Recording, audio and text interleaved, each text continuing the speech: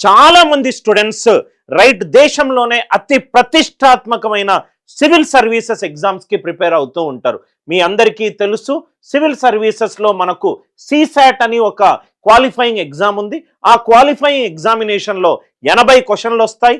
Each question 2.5 మార్కులు, అంటే 200 మార్కులకు మీకు 67 మార్కులు రావాలి. కానీ చూడ్డానికి చాలా ఈజీగా ఉంటుంది ఇది మాటలు వినడంలో, కానీ సిసాట్ లో వచ్చే లెవెల్ ఆఫ్ క్వశ్చన్స్ కానీ లాజికల్ గా చాలా లాస్ట్ 5 ఇయర్స్ మీరు చూసినట్టయితే ట్రెండ్ మారింది.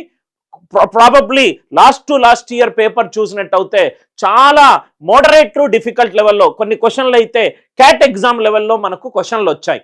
నేను ఈ వీడియోలో ఏం చేస్తానంటే, ఈ వీడియో పూర్తిగా సివిల్ సర్వీసెస్ ప్రిపేర్ అయ్యే స్టూడెంట్స్ కోసము, మరియు సిసాట్ అనే ఎగ్జామినేషన్లో మీరు ఇబ్బంది పడుతూ ఉంటే, జనరల్గా మనకు సివిల్ సర్వీసెస్ ప్రిపేర్ అయ్యే 2 రకాల స్టూడెంట్స్ ఉంటారు.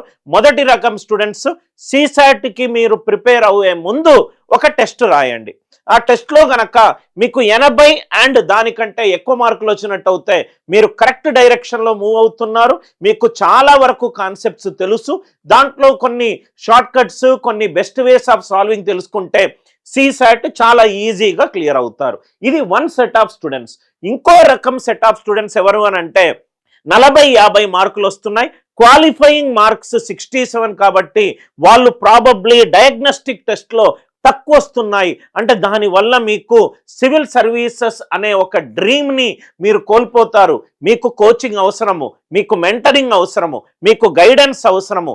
మీరు ప్రతి ఒక్క టాపిక్లో ఏ ఇంపార్టెంట్ టాపిక్స్ చదవాలి, దేని మీద మనము ఎక్కువ పట్టు సంపాదించాలి, గత కొన్ని సంవత్సరాలుగా ఏ టాపిక్ల మీద ఎన్నెన్ని క్వశ్చన్లు వచ్చాయి అనే మీకు ఒక స్టాటిస్టికల్ డేటా గనక మీరు ప్రొవైడ్ చేస్తే, మీరు మీ ప్లాన్ని కరెక్ట్గా ఈ స్టాటిస్టిక్స్ ప్రకారం మీరు మీ ప్లాన్ని మౌల్డ్ చేసుకుంటే, మనకు ఆల్మోస్ట్ ఇంకో 3 నెలల టైం ఉంది.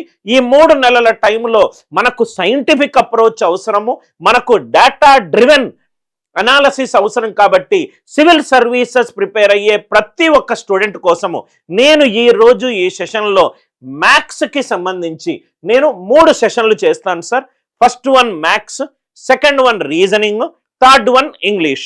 మ్యాథ్స్, రీజనింగ్, ఇంగ్లీష్లో ఏ టాపిక్లు ఎక్కువగా వస్తున్నాయి, ఏ టాపిక్లను మీరు ఎక్కువగా కాన్సన్ట్రేట్ చెయ్యాలి, ఒక్కొక్క ఇయర్లో ఏ టాపిక్ల నుంచి ఎన్ని క్వశ్చన్లు వచ్చాయి అంత కూడా ప్రీవియస్ ఇయర్ డేటా మీద నేను కూర్చొని మీకు ఈ వీడియో ద్వారా ఇచ్చే ప్రయత్నము చేస్తున్నాను.